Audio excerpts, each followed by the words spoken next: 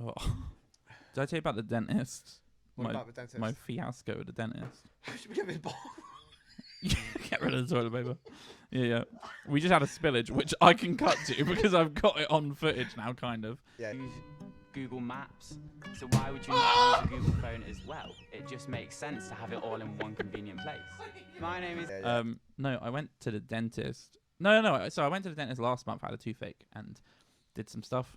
It was sorted out. 3 weeks later, I was in agony. And I called them and I was like, I'm in agony. I need to come in. I need to get this sorted. Like, I can't sleep. And she was like, yeah, this is like a couple of weeks ago now. And she was like, yeah, I have the 5th of December. It was like it was a month. She was like, yeah, I have a 5th of December at 2 p.m. And I went mental. I was like, no. Like, how can you possibly have someone call and be like, I'm in agony. I have the worst toothache I've ever had in my life. And you say, oh, it's, it'll be the 5th of December. That's unacceptable. Like, how can you let someone suffer for, like, a month of a toothache? Like, that's, what is going on? And then she just went, I could do 2 p.m. at 11:50. I was like, how? How can you do 2 p.m. at 11:50? You just told me it's going to be a month, and now you're telling me you have a slot tomorrow at 2 p.m. And she was just like, yeah, I missed that. I was like, they didn't miss it, did they? There's no way you just missed that there was an opening tomorrow. Do you think there are people that are like... Conspiracy theory. I think that they're intentionally booking them miles ahead. Yeah, but I was going to say more importantly, do you think there are people that are just like, oh, you can't see me for a month? Okay, cool. I'll just deal with this agonizing pain for a month. Yeah. I don't know.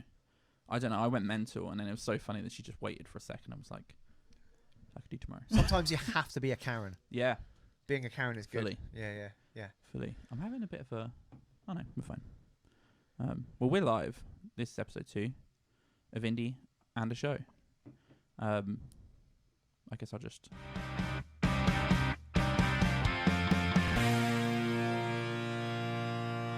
All good? Yeah, absolutely fine. Not a problem at all. That came out my laptop, not our headphones. Yes. It's concerning. So that either is going to sound great or shit. Which means I need to open my settings, which means this may be the second episode where there's going to be some laggy... but that's absolutely fine. So, I thought the first episode was a good starting point. One thing I do want to throw a flag on the field about is, way more views, way more listens than I thought. So we're in a great starting point. There are people that want to check out indie music. It's really cool. We got a lot of submissions from bands. Uh-huh. We got a lot. Like, we may have more submissions from bands than we do people that have listened to the show. 100%. So it's a bit of a call to action that if you've put this episode on because you've submitted your music, listen to the goddamn show. Just listen, because here's my problem is that if everyone that submitted listened, we would have way more listeners, right? All of them are in bands, so there's multiple people. So I think I'm hoping people will join us checking out new music. They'll join us on this journey, and then that will mean that when your music is played on an episode, more people will hear it. Because at the moment, it's a good little audience we've got already, but that's how it's going to grow.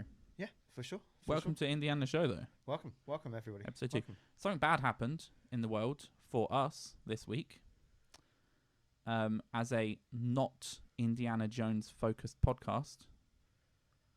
There's a lot of stuff happened. Well, no, there's a new Indiana Jones film coming out, which I just think is what? It's not going to be helpful, or maybe it will be helpful, and there'll be loads of people looking to find information, and then they'll land here. Yeah, but there might be loads of people looking for copyright infringements.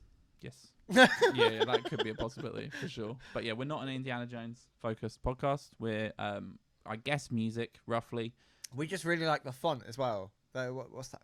Yeah, but I changed the font. So it's not even that. It's not even the Indiana Jones font anymore. Woo! Okay, yeah, cool. Yeah, we're fine. It's just how it happens to be a font that we like. Fair use. Use. Phase. That's what people say. Fair use. Fair. To be right, like, yeah. Don't sue us.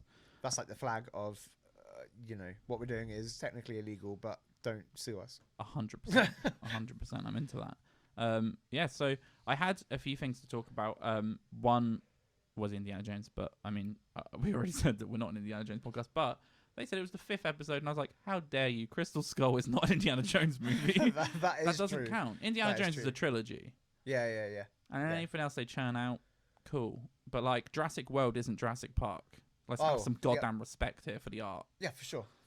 Yeah, I mean, even the third Jurassic Park film. it's better though. Oh, yeah, it's better than I'll watch the Jurassic World. third 100%. Shout out Jurassic World. Shout out no one else. I don't even know, like, because there's a new one out, isn't there? Domination? No. Yeah, Domination. Is it? Yeah. It's weird that I know that. I just, well, the whole thing is weird, isn't it? Yeah, I'm just not a fan of the. Just do something new. Do something new. Start a podcast. You don't have to make an old film again. Like it's already happened. Are you listening, Universal? Well, Yeah. Forget about making, films that bring in 600 million or whatever. Just do a podcast. Sponsorships. I'm having some blinking issues with my camera. Look, watch. Whoop. Oh no. Okay, it's fine. Okay, maybe I just need to keep you more live. Those are some horrible cuts. Sorry, anyone watching the video on YouTube. There's some music news as well. I don't know if you saw Ticketmaster. What's the Ticketmaster news? They're in massive hot water at the moment. There's a legal scandal. There's always been an issue with Ticketmaster that basically it originated with they would have their own scalpers Yeah. buy tickets. Yeah, So that's how I've Ticketmaster would always sell understood Ticketmaster to Ticketmaster and just all of those third-party sites. Well, I think right? it's They illegal though. Yeah, well, I don't know. I've always understood that they literally just have thousands of people that will buy the maximum amount of tickets that they can buy on the dot. It's like that's their sole job is to stay up like overnight just to make sure that they're like first in the queues and all that sort of stuff. I always thought that was a third party thing though. I didn't think that was Ticketmaster per se. Yeah, but do you know what I mean? Though I think it's like Ticketmaster. We're not actually doing that, but do you know what I mean? It's Ticketmaster. They're paying for those tickets. I do get it. And I think so. That was flagged as being illegal. That was like a cornering the market issue, is what that was raised as. Like you can't be in a monopoly. You can't have that much power. I'm going to throw out that I think we're having enough technical issues that we need to sort this out. Because every time I cut the camera, and then I'm showing you and it's not doing it. But I'll do it and that will happen. Why is that happening? I don't know. I think it's saying that we are currently overloading the encoding. So I think we need to let's quickly stop. So there's too much code. Okay. So we're back. Hey! I don't know what happened. We're back. I'm still unsure as to what happened, and I think it just even happened again. So Maybe we'll just stick with a wide shot for as much as possible. Yeah, that may be what we have to do. We just hold it on the wide. Yeah. Yeah, so Ticketmaster have been We're naughty. a new podcast. These things happen. Was what we were talking about. Yeah, Ticketmaster. The new one, I think I couldn't really wrap my head around what they were talking about. But essentially, it was like they forced people for the Taylor Swift tour. There was like hundreds of millions of people that wanted to go on it, and they were like, okay, if you buy any Taylor Swift merch, buy a vinyl, buy a shirt, you'll get a code, and that code will be your part in the queue. You can put that in. You'll be able to get your tickets. They say that they had 2.5 billion like requests on their website, and it crashed the whole thing. So what happened was all of these people bought merch specifically. So they'll spend £100 on merch to then not be able to get tickets to go see Taylor Swift. Basically, so the argument is, and I think it's like a federal case at the moment of like, Ticketmaster doing what they've been doing previously where they're making the market spend money, and they're like taking advantage of their position as like the biggest platform for ticket resales. So that I don't know. It's interesting. I mean, that it definitely seems really sketchy. I mean, I think the whole concept to start with is like, if you want a ticket, you have to buy merch. Yeah, that seemed to be the case. Because that is, to me, that's scumbag. That's scummy. That's real scummy. Because you're then like forcing people to spend like extra money. I'm assuming like do they have to pay for the ticket? Then they pay. Yeah, then they pay for the ticket. Yeah, so that's really bad. It's not great. That's not a good look. It's not great. That's not a good look.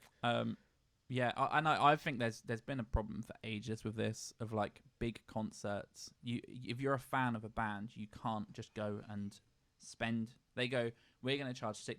The band go, we're going to charge £60, and that's a lot in comparison to what it was, but it's probably a fair price. And now you can't go and buy 60. You can't go, I'm going to spend £60 and go see Kings of Leon, Arctic Monkeys, whatever, because they're sold out in a minute, which is mental anyway. Maybe that's just the world we live in. But all of these people are putting on like 3, 4, 5 shows in each city, and you're telling me that there's like that many people in the first minute to buy it. It's not. It's because they're getting ready to resell it. So I think it's a little bit dirty. Oh, but it's always been like that though. Like certainly for my sort of lifetime is going to gigs and stuff. Is that I don't think I've ever been able to get a ticket for a concert at face value.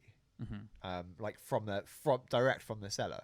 It's never happened. It's always been, you know, you just have to go to Ticketmaster or getmein.com or whatever.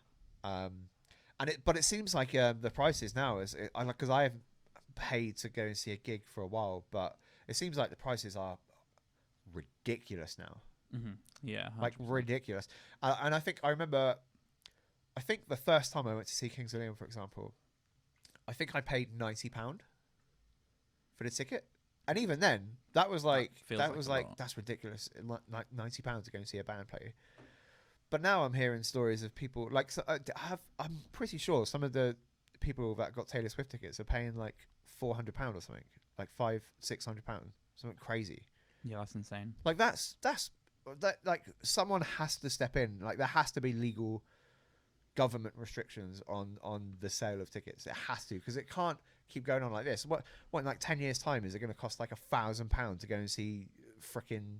Yeah, the richest people are going to, and it's a really good point. I remember I was really interested by Lewis Capaldi put out videos. I think I maybe sent them to you, or I maybe we spoke about it. But I've seen a lot of Lewis Capaldi stuff. Oh yeah, I mean he's absolutely crushing it. Side note: the way he does social media is phenomenal, because he does it like a normal person, like a real adult person. Yeah, that's like I have TikTok. He's not like so a corporate funny. entity or anything. It's just him going, this will be funny. I think he started a trend with that as well, because I now see other artists doing it, and I'm like, right. What the difference is? Lewis Capaldi has gone, I have TikTok, and I'm just going to react to videos, and he'll do it in a funny sense as well. He's more like a comedian on TikTok than a musician. It 100% works as well, because I'm not really a Lewis Capaldi fan in terms of his music. I don't listen to Lewis Capaldi music, but he's really funny.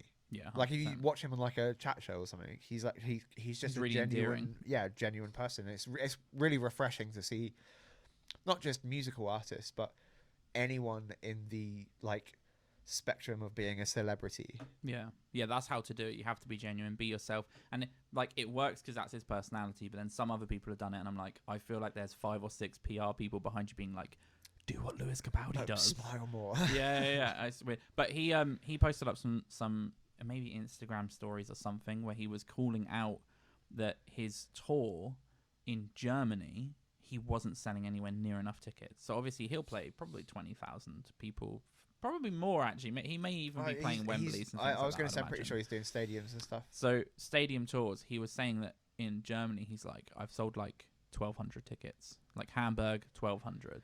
Berlin, 1,500. Like he's like, I'm not selling enough. I need you people. We've always had a good time, all of that. And it was this really long thing, and I thought, okay, it's a good tongue-in-cheek way of selling more tickets for one, but it started this conversation where people in the comments, all of the German people were like, we can't afford it. Like, we had Harry Styles has been in town, Taylor Swift is in town, people can't afford the tickets because they're having to pick. They're like, I want to go see a concert, it's £400 or €400.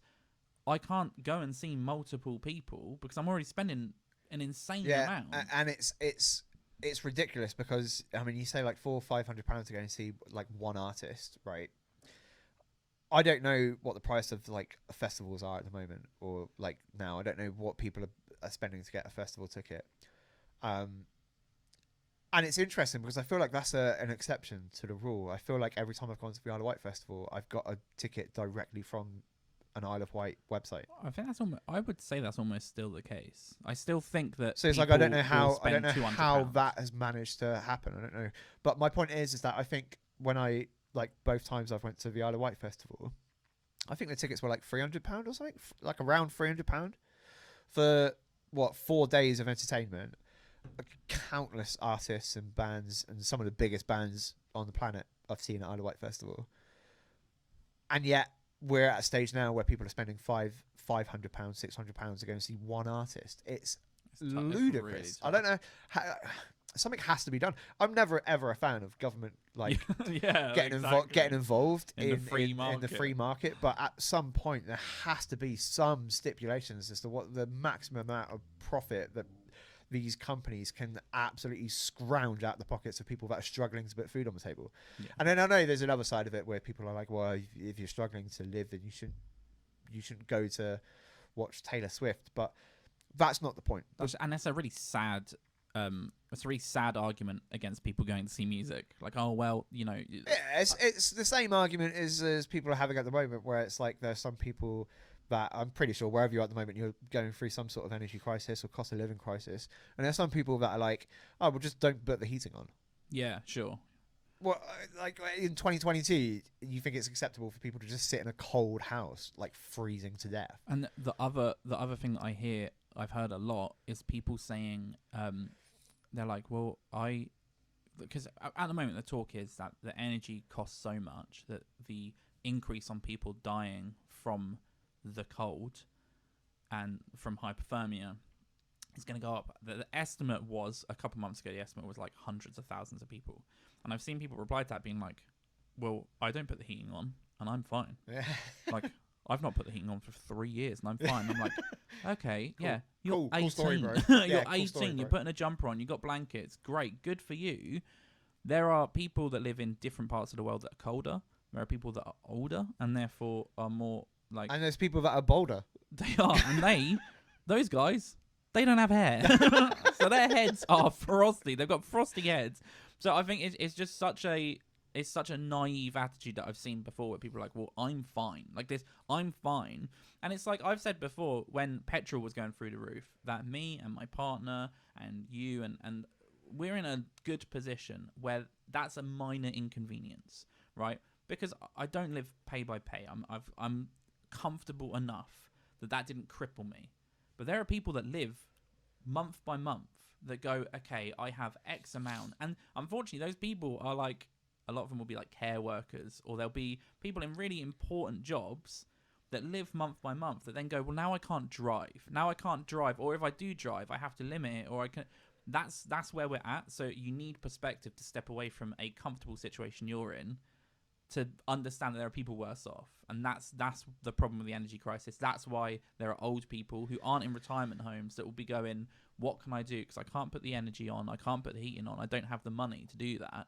Anyway, that's a bit of a heavy, sad topic. Well, and also just one final point to that as well is that, like, again, there are going to be some people that are like, I don't know, let's say they're 18, 19, and they're massive Taylor Swift fans, and their one dream in life is to go and see Taylor Swift, and they're struggling students or whatever, they're working like low paid jobs, but that's their one chance, and they're like, as far as they're concerned, that could be the only opportunity that they're going to go and see Taylor Swift. So they might sacrifice food and heat to go and pay £500 to go and see Taylor Swift. So it's just not acceptable at any level. Yeah.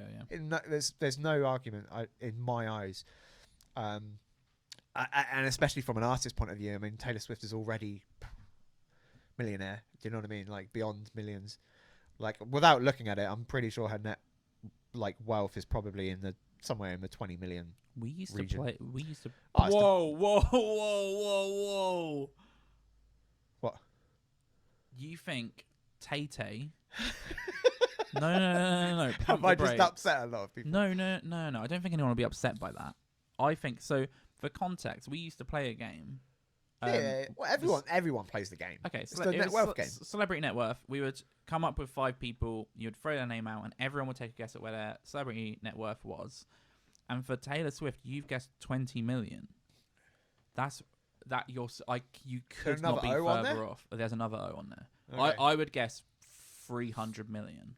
I reckon Tay-Tay. Well, I mean, now we've got to have a quick look at that. Well, I can look that up. That's fine. Okay. Well, probably. In the meantime, it's not music related, but I just saw an article the other day about how Elon Musk has lost 100 billion in net worth, meaning that his net worth is now 195 billion. That's almost a flex. Isn't it? That's almost a flex. I mean, that's ridiculous, right? What did I say for Tay-Tay's net worth? 200. I said I 20. thought I said 300. You said add a Oh, zero, you and I did went two, 3 or 300. 400, something like that. It's Well, $450 million. Okay, well, That's a lot. And she's fine. I mean, I knew she was big. But To be fair though, and I'll put some credit out here, throw it out to Tay-Tay. She has also addressed the fact that she's like, what they had spoken to Ticketmaster to be like, what can we do to make sure people can get tickets, people can queue, people that like she wanted to sell tickets to her fans. She was trying to make sure of that. This is what she said, and she has come out and said she's incredibly frustrated and disappointed with the fact that Ticketmaster apparently said we have the facility and capability to handle this level of demand, and then their website crashed and it threw it all off. There's a huge federal investigation, so they're going to look into how much of this was intentional. So it's just a really interesting situation. and hopefully that this incident actually brings about some change in the industry, so that there can be some form of realistic processes in place to make sure that people can just buy tickets and they don't have to get a mortgage to the house and all that sort of stuff. And I will also say as well, I'm not insinuating that Taylor Swift had any knowledge of this, because I mean that's just not how it works. Like Taylor Swift will go, this is what I want to happen, and then she'll walk away from it, and there's a team of people that implement that. There's a big team. Yeah, big team. A big team of people. But then team. Also, unfortunately, there will be people within that team that get paid quite well that are also looking at it from the side of, well, how do we extract the most amount of profit out of this? Yeah. Well, and that's where the merch comes in, right? Yeah. It's like they could have done that a different way. Taylor Swift wouldn't necessarily have gone, oh yeah, let's scalp the bastards. Yeah. But maybe she did. Maybe she did. She's got a lot of money. I'm sorry. I don't know where that 300 million has come from. yeah. Well, do you know what I was thinking there as well, though? I thought Shania Twain in my head, right, is the queen of country. Bigger than Taylor. No, Tay-Tay. I know how much Shania Twain's worth. She's just done a Vegas. Okay. What are they called? Cabaret? No. Yeah, Shania Twain just did cabaret in Vegas. No, what's it called? Where it's like live in, oh my god, residency. She just did a Vegas residency. Right. You get so much money for those. And then I put it on. Like maybe a couple months ago, because I always and maybe this is a bit of advice for people, but as a musician, I will listen to every single artist live that I can think of. Right, Chaz and Dave live, listen to them. Village People, listen to them. N-Dubs, listen. Yeah. Well, that's recent as well. That's frequent. They've come back. They're touring. A colleague I work with has just gone to see them, but apparently they showed up really late and stuff. Yeah, well, they just cancelled a show as they were supposed to come on because Dappy was ill. Anyway, I digress. I looked up Shania Twain in concert, and I found her residency in Vegas, and it was "You're Still the One" by Shania Twain. Banger. Beautiful song. She comes on. How do you think she enters the stage for "You're Still the One"? Get in the head of Shania Twain. Okay, I'm hoping she's channeled her inner flea, and she's walking on her hands in a skull, like a skeleton costume. I'll give you a clue. She didn't flee. She didn't flee. Okay, Come on, upset. Shania Twain. She's queen of country. How does she enter the stage for "You're Still the One"? She was delivered on stage, like airdrops in a big boot. No. Oh. And it's kind of like Taylor Swift. Have you I've seen not Spinal seen- Tap? no, I've not. Ladies and gentlemen, this man has not seen Spinal I Tap. know. For the love of God. I keep meaning So to. you don't get that. But it's like, I'm envisioning a boot lands and a Spinal Tap situation where she just comes out of like a weird door That's great. in the boot. No, that's great. She was on a white horse. She rode on side saddle as well. She's not legs over. She's side saddle on the horse. I was like, hey, bitch, I'm Shania Twain. Yeah, I'm not opening my legs for no. yeah. Side saddle comes on stage singing "You're Still the One," right, on a beautiful white horse, right. Risky move. A tear rolls down your eye. I was welling up. It was phenomenal. And then she gets off the horse. And what happens next? I don't know. Keep it. What? Is the family horse friendly. still on stage? The horse is still on stage, and she's still singing. It's not a horse. It's actually two men in a horse, and they get up and they're backing singers. No, it's a horse. Okay. But he's a backing singer. No. What happens is she then dances with the horse. What do you mean? I honestly, like the horse, like who's the like man and who's the woman? no. He's like, you taking me. No, I mean like like at the Olympics when the horse does what is it It's like a question? Yeah, it was like that. A question. A question. A question. Aquarius. Yeah. Equilibrium. Yeah. Yeah. No, it was like that. She gets off the horse and then she bows to the horse and the horse bows back and you're like, oh, this is cool. And then she like the Harry Potter and beast. the horse yeah. What are those called? I can't remember what they're called. Berry, buck. I was gonna pull it up, but that may be copyright strikes. Anyway, she bows to the horse. And then they start dancing, and they're going round in circles, and then she does her head, and the horse does his. It's the craziest thing ever, and it's like that could only happen to Shania Twain. No one else could just be like, I'm gonna dance with a horse on the stage of Vegas. This is what I was talking about last week about the show. Like there's some music that has to have a show. 100%. And that's you have to look it up though. It's really it was phenomenal. I was genuinely, and I was taken away. And also, I will say, I was welling up. But I was like, this is so beautiful. Looks like we made it. And I'm just like, oh, we did. Yeah. So that's I just made my chair go down. That was scary, dudes. Cut to the wide, so that was scary. Right. I guess let's flip it this week. Well, I was also just going to mention as well. Each week I'm going to have another album, right? Oh, yeah, just in the back here. Didn't mention the last album. I'm just going to mention the significance of it. I don't know when you started getting into the Chili Peppers, but Californication was definitely the album that did it for me. I was late to the train. I mean, granted, this is like 1999. I probably didn't start listening to him until like maybe 2002, 2003 properly. Because I remember from like Blood, Sugar, Sex, Magic, there's only a couple of songs on there that I listened to. But then this is the album that kicked off Red Hot Chili Peppers for me. Do you know what? So Red Hot Chili Peppers, I have 2 entry points for Red Hot Chili Peppers where I genuinely was like, oh, this is a great band. Obviously, I knew that they have that legacy. I knew that where they are in the music industry. But before properly getting into music, it was the MTV music video for Californication. Was that the video game one? Yeah. And I remember that was back in the day, that when was like the best videos, music video. Music videos used to be so goddamn good. 100%, and that's the one that I really vividly remember. There's a few videos you would want to come on, and you'd be excited to come on, but you didn't have the accessibility to be like, let's just listen to this. Unless you went out and bought the CD, perfect. But even then, it's like you put the CD up. Well, I feel like this is back in the day as well, though, when like after school, like it was pretty much routine to get home, sit on the sofa, and then just watch the music channels. Yeah. And I feel like that's just where you would get new music from. I don't know if that exists now. I think, I don't know. I don't actually have, Sky. I don't use Sky or anything, so... I mean, the channels still exist, but I'm on about the culture. Yeah.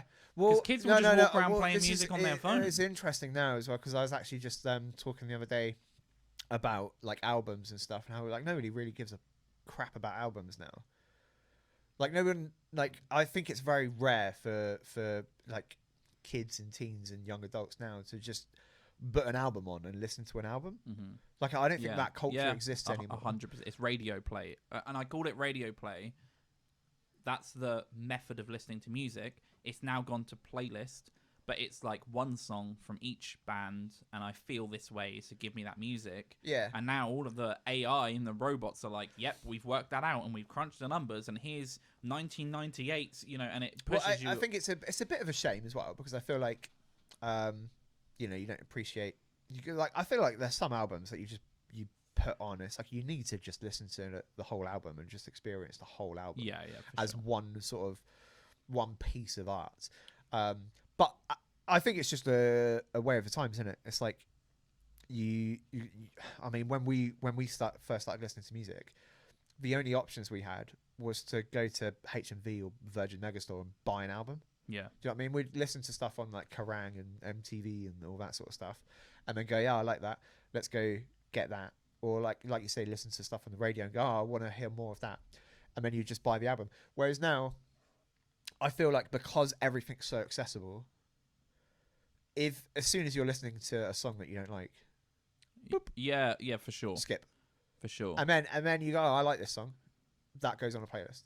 I've So always it's like I'm not having a go at the way it is, but it's a shame now that people just don't appreciate an album for what it is. But then I also think not a lot of artists are making albums the same way they made albums in the past. Yeah, agreed. I think I've always said that I have an obsession with what I call a perfect album. And this, again, it goes back to a different time for music. It goes back to a different way of consuming music. But for me, I've always, as soon as I got into music and songwriting and doing my own musical stuff, I was obsessed with a perfect album, which to me, there's kind of two stipulations. One is that you don't have to skip a song. There's nothing worse than having 9 incredible songs, but track 6 is bad and you have to skip it. And then the other one is that they all fit in. They all belong on the album. And it doesn't mean they all sound the same, but they all have something about them, whether it's how they tell a story or the sound or whatever it may be. And to get a perfect album, I don't think you find them now. Because of that way of listening, where it's I want to listen to a song, I want it on a playlist, I want to listen to 10 bands.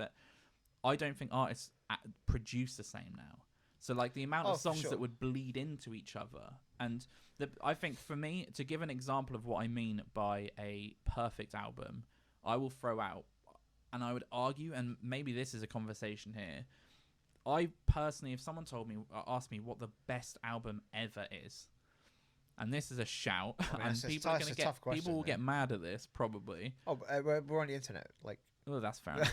My answer would be Damien Rice. Oh, interesting. Yeah, and I guarantee that won't be on any top lists, any top 10 albums of all time. I know there's I know Fleetwood Mac have a throw in there. I know there's certain albums, but for me, Damien Rice. Oh. From my definition of what a perfect album is, I think it's the most perfect album. And if I need to just like escape and transcend into a different world, that's the album I put on for 40 minutes or whatever it may be. But if I want to escape into different worlds, I'm putting on More of the Worlds. I looked into my camera but didn't cut to it. But I also I could see that. I mean, like, it's not. Like, I don't listen to it like all the time, but then I would also throw stuff like I'm a big fan of like Ben Howard, Every Kingdom. Every Kingdom. That's on the same tier. That's on the same tier of the way it's produced. It's chill. It's 100%. like every song is great. But then I also go back to like nostalgia albums, like Arctic Monkeys, whatever people say I am, I'm not. And again, you've listed. I only could think of maybe 10 perfect albums, and I've been trying to build this list for years. I mean, I'm a big Kings of Leon fan, so I could chuck like Our Shaker Heartbreak in there. Kings of Leon don't have a perfect album for me. Youth and Young Manhood? It's not a perfect album. It's not a perfect album, and here's why. And I'm a massive Kings of Leon fan from the start to now as well. Even their more commercialized music, I enjoy a lot. But every album I listen to, there's always a song that I'm not feeling at the time. And because of that, from the definition, I can't include it in the perfect list. What about Mass Destruction? No, I think there's a dip in there, but I don't know what. Anyway. Yeah, so that may be a comment. If anyone watches this far, what's your perfect album? Yeah, what's an album where you don't need to skip? Every song belongs, and it doesn't necessarily need to be the greatest album in the world as well. No. I would really heavily stipulate this, that some of the best music comes from people to make singles and things like that. But I mean, you could chuck in like Weird Alkovich. Weird Alkovich. Did I say his name wrong? Isn't it Weird Al Yankovic? That's it.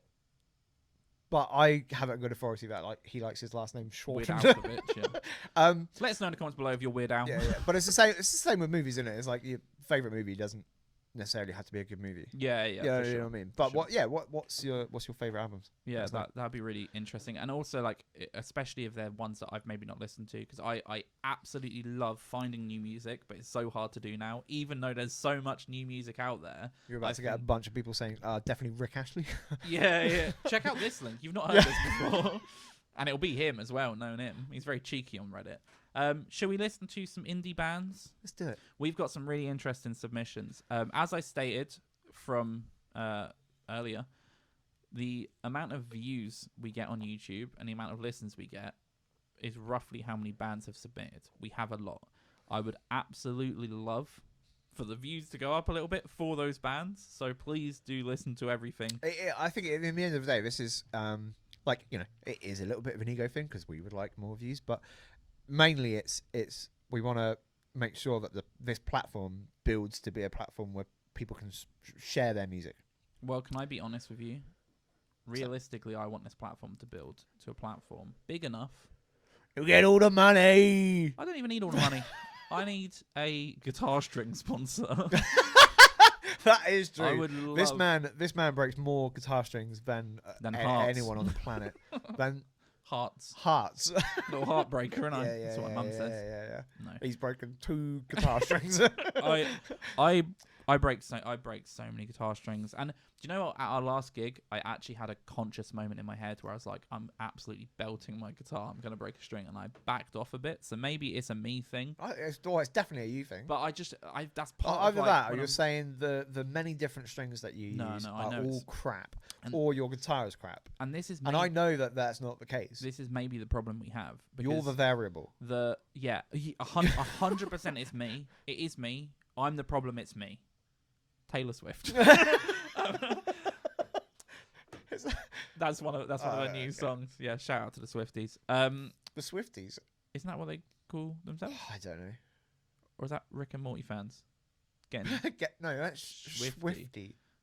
I think they're called Swifties. I don't know. All right. Shout out to Taylor Swift herself. Let us know in the comments if you're Taylor Swift. So I know it's me and I'm the problem. And I think that's why I will never, ever have a guitar string sponsor, because why would you sponsor a man that breaks guitar strings at every single show? But I honestly, if you're out there and you're like, look, you know, I want to give someone 100 packs of guitar strings a year, let me know. That'd be really good. So our first submission for music, we're going to jump to... now, I'm going to do this a little bit differently for the first band. Obviously, we give you the name, Another Abyss. Another Abyss. Oh my god! So it's like you've just got out of one abyss. Yeah, you're going into another abyss. Another Abyss. They're from Ludwigsburg, Germany. He has his own town, I guess. So, what are your thoughts? Genre? What are you expecting? They're from Ludwigsburg, so I'm expecting classical Beethoven. I've also yeah. No. Well, they're called The Abyss. It starts and it's like... Da, da, da, da. I'm thinking like something maybe a little bit more sort of poppy, sort of mysterious. Maybe sort of almost David Bowie-esque. Really? Yeah, kind of floaty, spacey, coming out of the abyss. And then what I'm going to do, so I'll cut on... Obviously, you can see our preview screen there. A little production screen, so that's what we're on. This is their Instagram, Another Abyss. So it's kind of gas mask, quite a cool little visual, but I thought I would show that. Is spooky? The icon, a bit spooky. Sticking with your final answer? Definitely not. I just saw a guitar. I should probably not look at the screen because I've now seen. No, you can see. But then because what I still think I think it's going to be mysterious, kind of flowing, maybe some synths. That's what I'm thinking. Because I'll tell you now, I looked at this submission, Another Abyss. I saw the concrete, I saw the gas mask, and I thought it would be like metal. I thought it'd be something quite heavy, some distorted guitars. That's what I was expecting. So this is Pieces of Me by Another Abyss. We're starting at 147.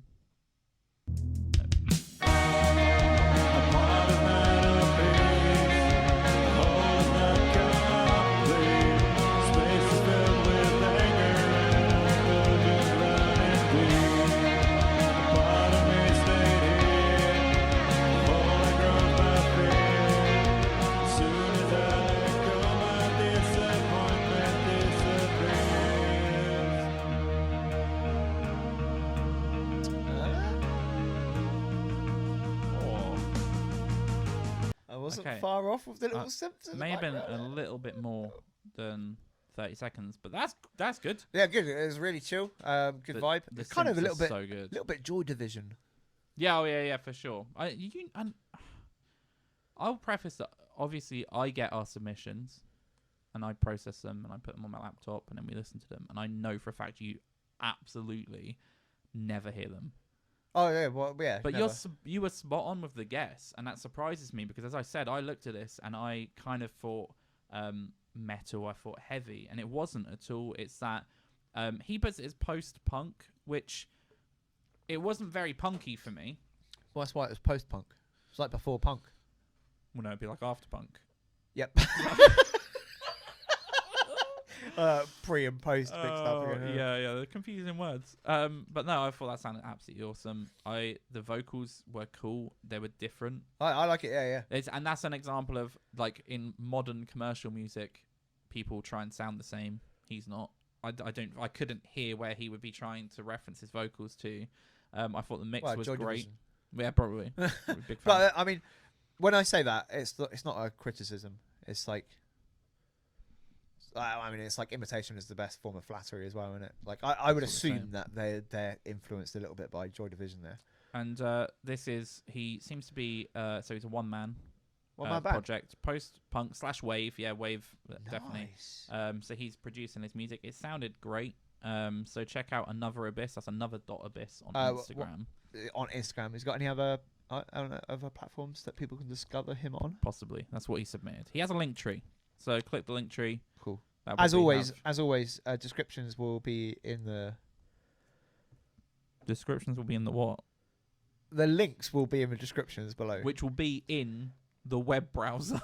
Yeah. Which will be once we've computer. done pre-production on this podcast. That was a funny. Yeah, it's a good joke. It was a good joke. It's deep. So, yeah, thanks for the submission. Yeah, top notch. That sounded great. Top notch. Another Abyss. Awesome. So the next band, we're going to go with Brickbats, and they're from Glasgow. Brickbats from Glasgow. Brickbats. I don't know why. I've not looked at the screen. I don't know if you've got their page up. I have not. I'm for some reason, I'm thinking it's a female lead. And I'm thinking it's kind of like pop punk kind of feel to it. Brickbat. Sure. So what's the song? we're going to listen to The Seventh Circle. Ooh. Mystical. What I'm going to do though before I hit play, so one thing I'll say here, we've had a huge variety of people that have submitted, which is amazing. Some of them haven't really linked social media, and Brickbats are absolutely that. They didn't link any social media. It does mean that I already have not issues. That's the wrong word. Some feedback, which is Brickbats are really difficult to find anywhere. So it's actually it's quite difficult to find Brickbats. I googled Brickbats music. I think there's a couple different groups. So Brickbats came up, and they have like the Google widget. So we went to like an RSPCA website about not abusing bats. Right. Yeah. So and that it was tough to find. So that's the one thing I would say from Brickbats is that it was quite difficult to find them online. But again, they didn't submit links, and maybe that's something they're working on. But always make sure you send all your links, because we'll put all of them. If in they the want description, followers, maybe they just want the feedback on the music. So that's absolutely fine. They submitted to The Seventh Circle, I believe. So that's what we're going to listen to. However, it was on Apple Music as well. So another stipulation is that I'm not logged into my Apple on this computer, so I can't choose where we preview it from. So I'm going against what they say, and we're just going to listen to it.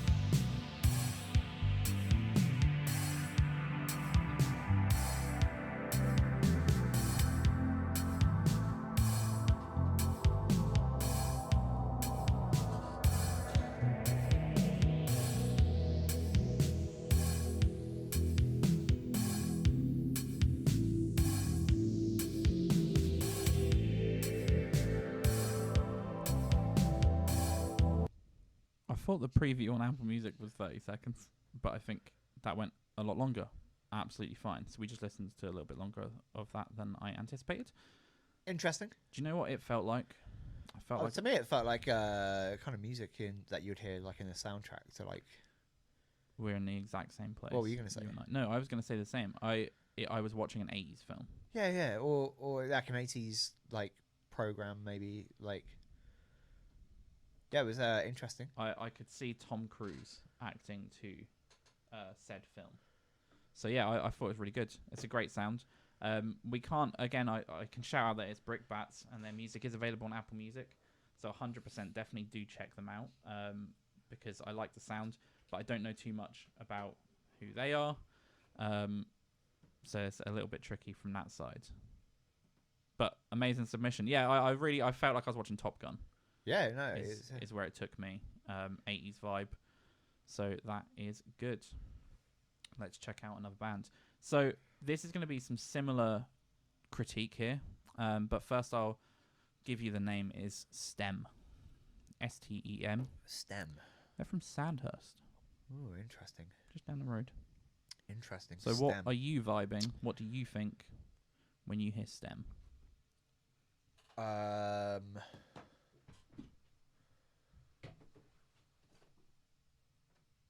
No, I really have no thoughts about it whatsoever. STEM.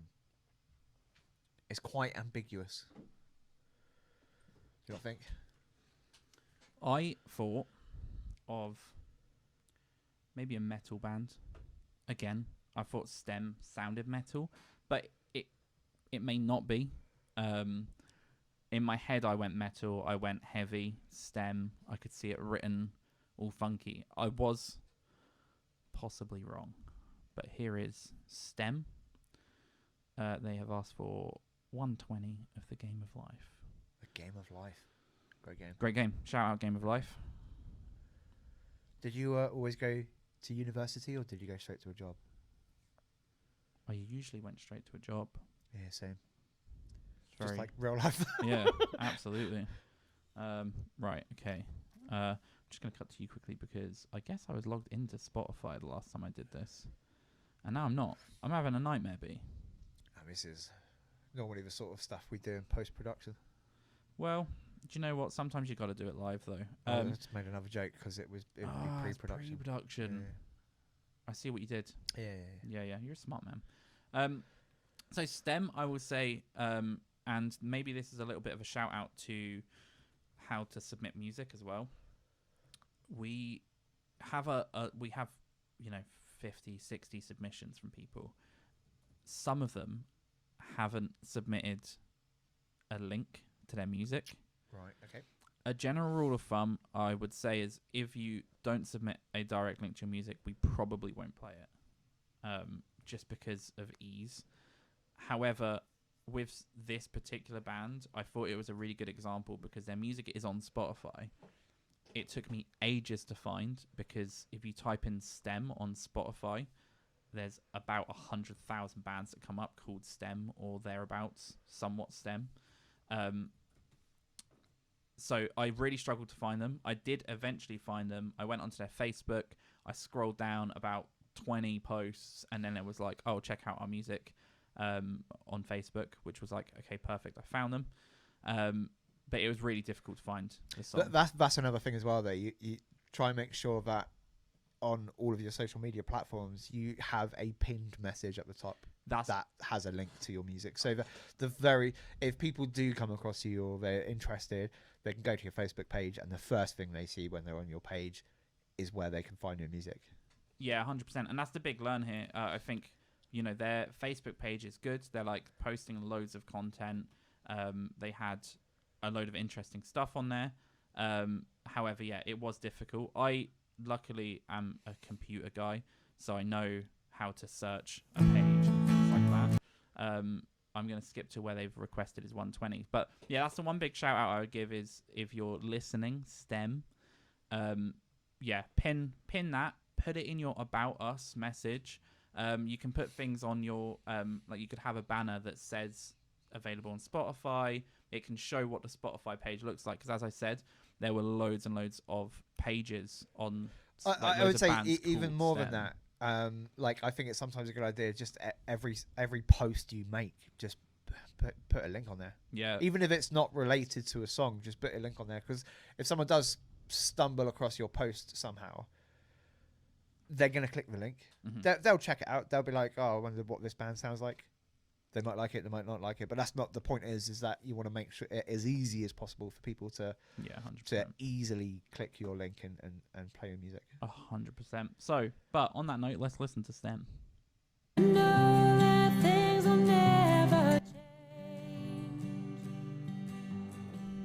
I know that I'm not strong enough to walk away, and then you go and make it all okay.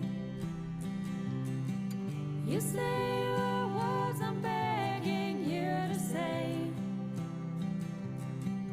and then you go and make it all right. I like it. It's nice. It's very Fleetwood Mac-y Yeah, is the vibe I got. kind of like Fleetwood Mac crossed with Simon and Garfunkel. That'd be a hell of a band. Yeah, I like it. Yeah, it was really good. Really nice sound. Really tight harmonies as well. It sounded self-produced, but well self-produced. Like I think they're recording, and with acoustic stuff, you tend to be able to record. They have a load of other songs as well. I'm a bit curious, just really quickly. Okay, I'm trying to be fair because we don't play other bands' other songs. We usually will play one song. The one thing that I was going to say is that, like, I think Still will go. sometimes, and if I jump on the Facebook page here, we can have a look. So Stem, I believe it's Steve and Emma. Oh, So they're from Sandhurst. They're really fairly local. yeah, very local. We kind of lived up that way. They do lives, they do performances. Obviously, they have music on Spotify as well, so you'll be able to see them if you're around this area. Amazing sound. One bit of it's really tricky. So when people are singer-songwriters or duos like this, like acoustic duos, I think they always feel the need to record their songs true to their performance, and I think it's always worth considering if it's worth having a bigger backing track for your recorded music and separating your recorded from your live, if that makes sense. Because, possibly, I think the song that we've just played there sounded really, it sounded beautiful, right? The vocals were really nice. The harmonies were phenomenal, so they really well recorded the harmonies. But I think if your whole Spotify page is just that sound, you need a bit more dynamic variance. So it's like, is there a way you could record percussion? Is there a way that you could record something else on top of that? Because I don't think with that sort of sound, I don't think people are then upset when they come live and they hear you perform it just acoustic. Does that make sense? Oh no, 100%. I think the biggest example of that, just to give a real world example, is oh my god, I mean, I've got a couple. Passenger. Yeah, Passenger's a great example. Passenger, right? I'm not a massive fan of his produced album, right? I just think there's too much going on. It's all over the place. However, I saw Passenger live at the Isle of Wight Festival, and it was just him and his acoustic guitar, and it was amazing. Like, I wish he released an album that was just like that. So a bit of an extreme example. And so maybe I'm wrong. You can have no, but what I'm saying is that you can have it both ways. I think it works both ways. You can have simplistic versions on the album and then perform it live. And I think Ben Howard does a lot of that. I was about to say Ben Howard and Damien Rice, who we've already spoken about. Damien Rice, when he was, obviously he doesn't really tour now, but when he was touring that album, he played it acoustic, or maybe he had an acoustic and like a cello or something. But yeah, so he recorded it, and he had drums, and obviously it is, it's a bit of an investment, because if they are recording it themselves, they may not be, because it sounded great, so then maybe they are going into a studio.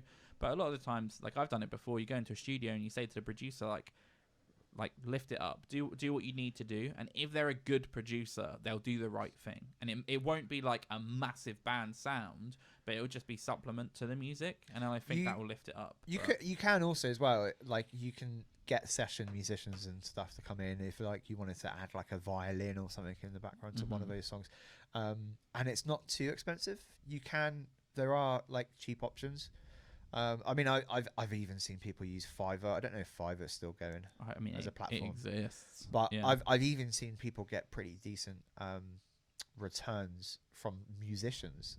But essentially, you go, okay, this is the song, this is what I want, and you can get pretty good returns on that for like 30, 40, 50 pound for just a simple bit of violin. Do you know what I mean? And I think that sort of stuff in an acoustic song especially can really break it up a little bit and just add 100%. that extra element. 100%. I completely agree. But yeah, I thought it was a really cool submission. I think there's the 2 bits of feedback I had were obviously just, and what's funny is I'm looking at their Facebook page, and their Facebook page is really good. Like, they do more than we do on our Facebook page for sure. So they do live sessions. They'll they'll play guitar. They've got pictures of all of their gigs. They're posting about when they're out. But yeah, like even now I'm scrolling through, and on this, it's not showing me where you could listen to their music. And that's probably maybe a bit of a missed opportunity. By all means, right, you can have a look at our Facebook, and we're probably not even doing some of the advice that we're saying. 100%. But yeah. Yeah, I mean, from my side, I searched STEM, and they will now, I imagine, they'll be at the top. But when I went on to artists with STEM as well, yeah, but I think because I've listened to them, it's pulled them to the top. But they weren't the first STEM. So I was going through and looking. This has really straightened itself out now that I have listened to them. Yeah, Spotify's algorithms are pretty good. Yeah, apparently so. Because when I looked, it was really, really tough to find them, and there was about 6 or 7 stems. And then if I spell it the way they spell it as well, which is with the capital E, now they're not at the top. So I've got STEM with 2 M's, STEMage, Stereophonics. So that's another part, but there's not too much to do about that. And I guess the point is that if someone like us hears your music and wants to find you, it can be quite tricky. So yeah, I thought it was just worth noting that I almost didn't play them because initially I couldn't find the song. I'm glad you did play them though, because yeah, really good. Another good submission. No, amazing. That's that bit done. We've listened to bands. Obviously there is a link in our YouTube description, and there's a link on a couple of other different platforms to submit your music. So if you do want your music heard, then definitely do drop it in. I'm kind of going chronologically as to when people have submitted. However, I'm also mixing it up. So if we have 3 of the same sounding artist, we'll kind of chop and choose. So your music could be played next week. It could be played in a month, 2 months. So I guess it's a bit of a call out that, please do let us know what you think. If there are things that we can do to improve the show, then let us know. If you have ideas of things that you want us to talk about, then do let us know as well. Don't know if you have anything to add. I was going to quickly add, I saw that Zayn from what's the thing he's from? One Direction. Okay. Right? Has released a cover of Jimi Hendrix's Angel. Right? And I like it because he said he wants to start getting a new audience into Jimi Hendrix, right? And I like the idea of it because I feel like it's like I like the idea that he's infiltrating the pop music world to try and spread 70s rock. Sure. Okay. I didn't think that it was going to be a happy shout out to a One Direction member. Exactly. And you turned it around. So I really hope he hasn't done anything to be cancelled because I know nothing about him or One Direction. I just thought it was cool. I think it's cool. Artists like that starting to, collaborate on and cover older tunes instead of just ripping off a sample. On a different note, but the same note. Different coin face. I don't know. Harry Styles did a cover on it in his live lounge recently of the band Wet Leg. Now, this isn't a flex. I don't know them anymore. I went to school with them. The 2 singers from Wet Leg. So the fact that they're doing amazing is awesome. They're obviously very divisive. Some people really, really don't like them. I'm not going to say what side of the part I've fallen on that. They're doing something that works amazingly well. But Harry Styles covered one of their songs. I think it's called Wet Dream, and it sounds amazing. So that if you're looking for a way to enjoy a Wet Leg song, it's the Harry Styles cover. He made it his own. It sounds absolutely wicked. So there we go. Shout out. I can't believe we're here talking about One Direction. two different members of One Direction. So there we go. Shout out One Direction. Shout out Harry Styles. Shout out Zayn. Peace on the streets. Thanks for listening. Hopefully you join us next week where we'll look at a few more bands, talk about a few more things. And spill a few more drinks. Yes. I don't know. Will I cut that in? Maybe. Who knows? See you next week, guys. Ta-ta.